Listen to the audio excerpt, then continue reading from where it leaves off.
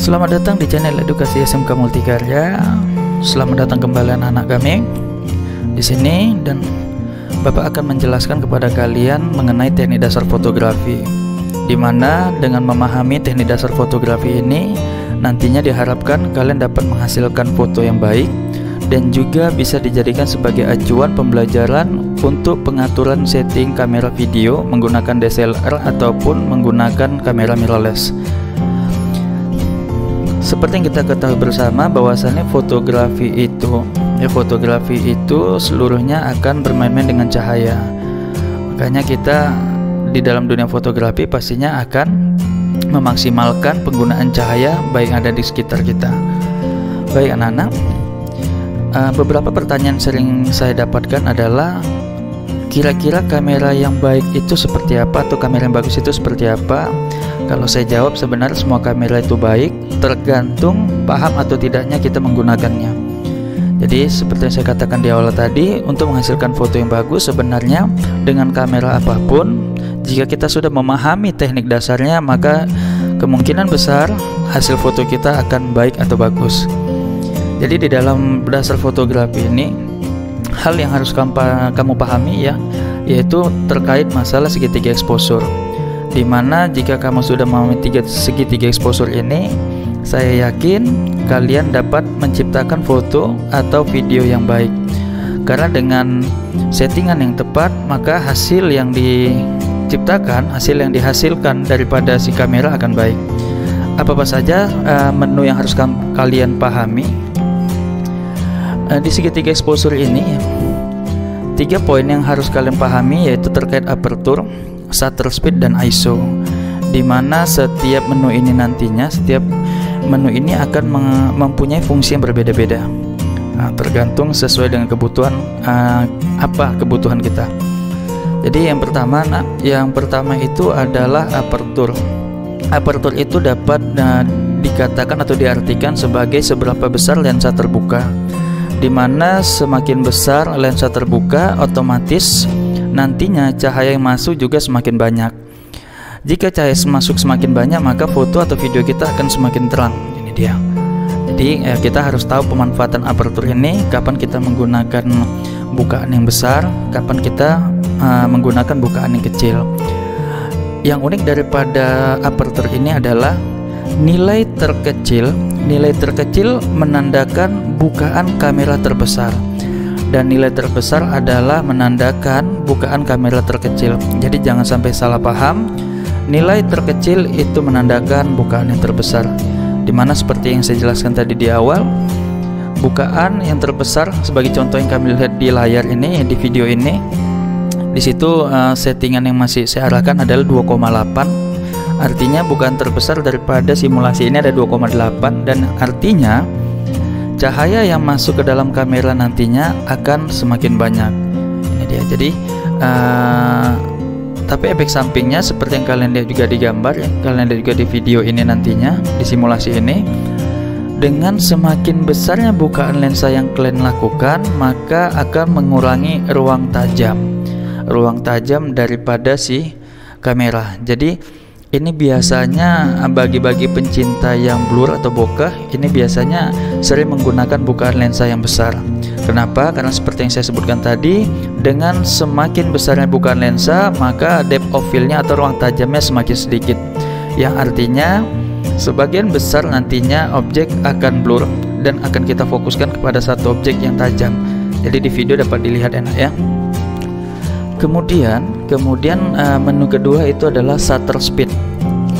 Shutter speed ini adalah seberapa cepat shutter terbuka dan tertutup, yang mengakibatkan jika shutter semakin lama terbuka, maka cahaya yang masuk juga akan semakin banyak. Dan jika shutter terbuka lebih cepat, maka cahaya yang masuk lebih sedikit.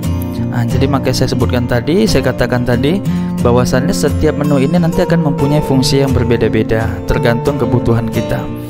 Jadi kalau seandainya kita mau memfoto objek yang bergerak cepat, ya kita harus menggunakan shutter yang cepat seperti olahraga, sport ya, dan mungkin hewan dan lain segala macamnya. Tapi kalau seandainya mungkin kita dihadapkan dengan situasi minim cahaya. Walaupun aperturnya sudah kita maksimalkan tadi ya di 2,8, ternyata masih minim cahaya. Mau tidak mau memang shutter speed yang harus kita gunakan adalah shutter speed lambat. Tapi akibatnya memang kalau kita menggunakan shutter speed terlalu lambat, hasil foto jika ada getaran di tangan kita maka akan terjadi shaking atau goncangan pada foto kita yang mengakibatkan rusaknya kualitas foto kita. Jadi memang harus kita pahami settingan-settingan terbaik dalam penggunaan shutter speed. Jadi kembali saya ulangi kembali, di dalam penggunaan shutter speed semakin besar nilai shutter speednya. Sebagai contoh di situs di video ini dapat kalian lihat 1/750 detik. Semakin tinggi nilainya maka cahaya yang masuk juga semakin sedikit. Jika shutter speednya lambat, cahaya yang masuk juga akan semakin banyak. Jadi ini harus dipahami kapan kita gunakan. Dan shutter speed tinggi ini juga dapat digunakan pada saat kita ingin membekukan objek. Nantinya setelah penjelasan ini saya jabarkan, akan kita simulasikan langsung di sini. Kemudian poin berikutnya adalah terkait ISO. ISO ini adalah seberapa sensitif sensor kamera terhadap cahaya. Jadi di ISO ini juga hati-hati dalam penggunaannya, karena di setiap kamera itu mempunyai sensitivitas yang berbeda-beda. Jadi jika pencahayaannya cukup, mungkin bisa saja kita menggunakan ISO 200 atau 400. Tapi kalau seandainya memang pencahayaan kita minim, ya kita bisa menggunakan ISO tinggi. Tapi dengan catatan ya kita harus sesuaikan dengan kemampuan si kamera. Karena memang kalau seandainya ISO terlalu tinggi juga dan kamera memang mempunyai limit batasan ISO, maka akan terjadi noise. Dan noise ini mungkin saja bisa merusak kualitas foto kita. Jadi gunakanlah ISO yang tepat. Jadi ini 3 poin yang harus kalian pahami terlebih dahulu ya, terkait segitiga exposure ya, aperture, shutter speed, dan ISO. Jadi jika kalian sudah memahami 3 poin ini nantinya, maka kemungkinan besar kalian sudah bisa menghasilkan foto yang baik. Oke anak-anak, seperti saya sampaikan lagi di awal tadi bahwasanya mungkin di antara kalian ada beberapa yang belum memiliki kamera DSLR atau mirrorless. Kalian tidak perlu berkecil hati, karena memang Canon sendiri telah membuat salah satu website ya, membuat website yang dapat mempermudah kita untuk melakukan pembelajaran simulasi pengambilan fotografi. Jadi dengan website ini saya yakin bagi kita yang ingin belajar akan sangat terbantu. Oke, di sini kita dapat melakukan shot foto ya, dengan melakukan settingan-settingan yang kita anggap layak. Kalian dapat melihat di sini nak, bahwasannya ada metering, exposure metering, di mana seandainya garis ini tepat di tengah, maka kita anggap sebagai good exposure atau exposure yang tepat. Nah, di sini settingan di sini saya katakan aperturnya 2,8, shutter speed 750 dan ISO 1600 dengan metering yang sudah tepat. Tapi kalian dapat melakukan editing di sininya sesuai dengan kebutuhan kalian. Seperti yang saya jelaskan tadi, apertur terbesar ini dapat mengurangi ruang tajam daripada foto. Jadi berhati-hati jika memang kalau seandainya kita ingin menghasilkan foto yang tajam di seluruh area, usahakan tidak menggunakan apertur terbesar, atau di sini contohnya 2,8. Oke, di sini kita coba simulasikan dengan settingan yang sudah ada ya. Dengan settingan yang sudah ada, di sini ada tombol shutter ya, tombol shutter yang dapat kalian klik langsung seperti ini. Nah, di sini secara otomatis akan menghasilkan foto yang dengan pencahayaan yang tepat. Kenapa? Karena tadi pada saat kita lihat di bagian exposure meternya, di sini tepat di tengah. Ini dia nak. Kemudian coba kita edit pengaturan ini nanti ya, kita edit sesuai dengan kebutuhan ataupun kita uji coba kembali.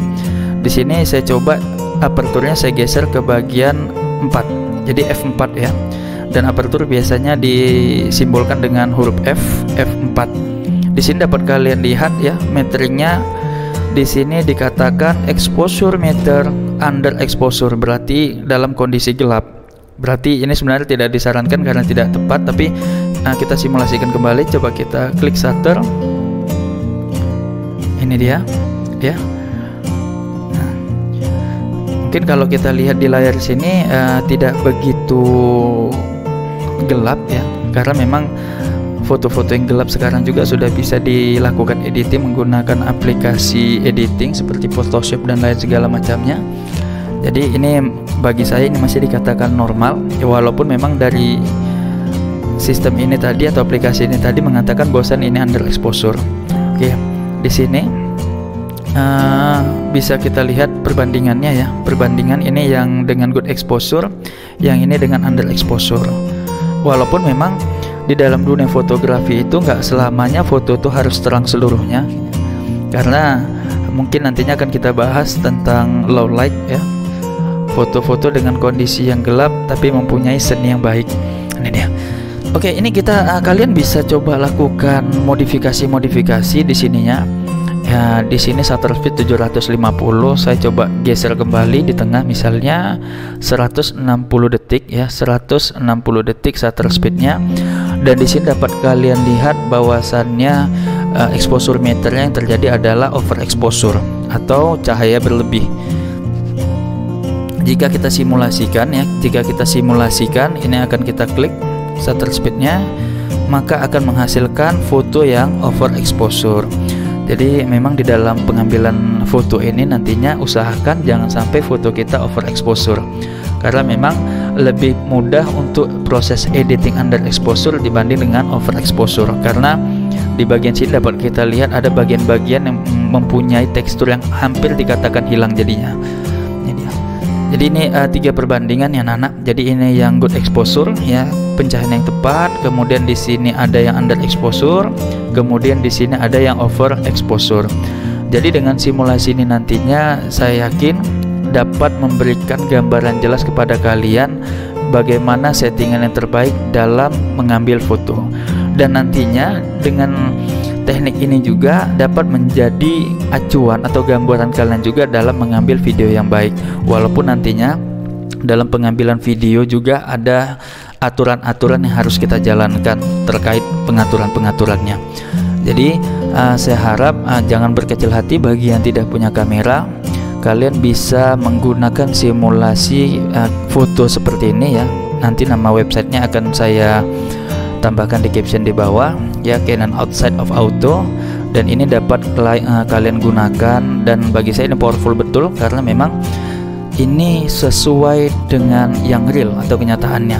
Jadi memang pengaturan-pengaturan yang ada di simulasi ini sebenarnya sama dengan apa yang ada di kamera kalian nantinya. Jadi di sini tinggal kalian gunakan saja.